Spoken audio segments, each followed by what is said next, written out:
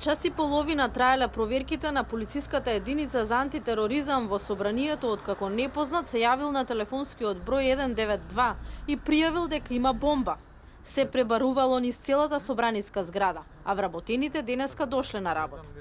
Во собранието ќе има бомба. Телефонскиот повик за кој се утврди дека дошол од затворот Идризово, вчера вечер неколку минути по 23 часот ја дигна на нозе полицијата.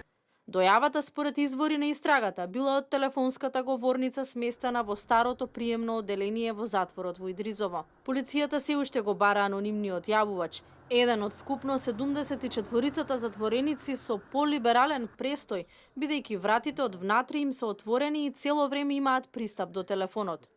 Директорот на затворот Живко Пејковски за телевизија Нова потврдува дека полицијата истражува кој од затворениците е искористил привилегијата за телефон и лажно се заканувал.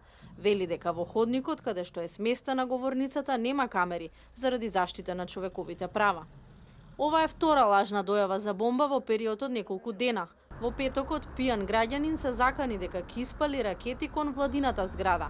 Сакал да привлече внимание поради незадоволство од системот на државата. Лажното пријавување е казниво, па така анонимусите можат да заработат парична казна или затвор до 3 месеци.